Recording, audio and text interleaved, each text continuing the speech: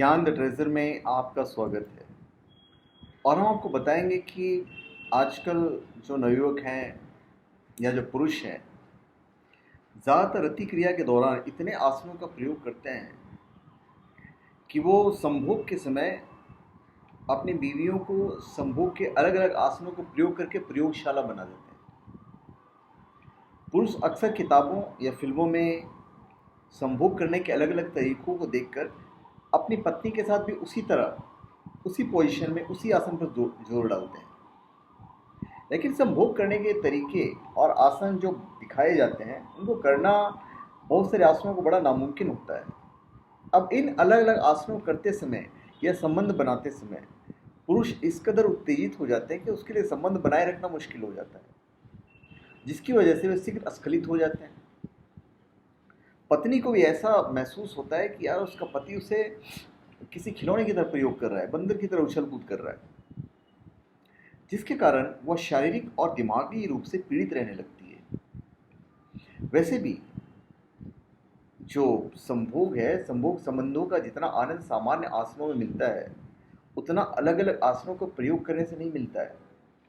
बहुत से विद्वानों का कहना है कि जो व्यक्ति सामान्य आसनों का प्रयोग करके संभोग संबंधों का आनंद उठा रहा है, उन्हें भूलकर भी अलग अलग आसनों का प्रयोग नहीं करना चाहिए।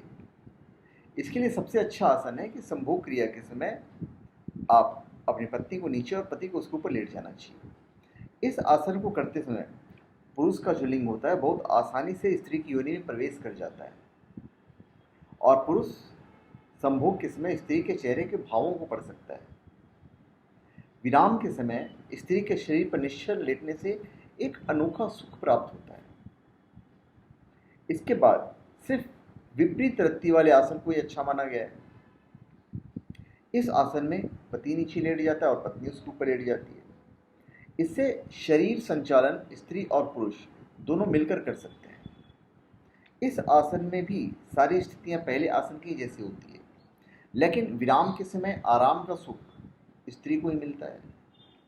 इन दोनों आसनों की खासियत ये है कि इसमें जब तक संभोग क्रिया चलती है तब तक बिना किसी परेशानी के चलती है।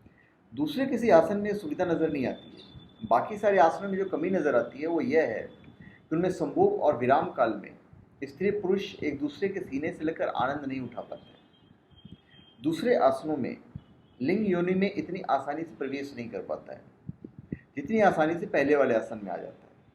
कई बार लिंग को योनि में प्रवेश कराने से पुरुष की उत्तेजना इतनी बढ़ जाती है कि योनि में प्रवेश के साथ ही पुरुष का वीर्यपात हो जाता है।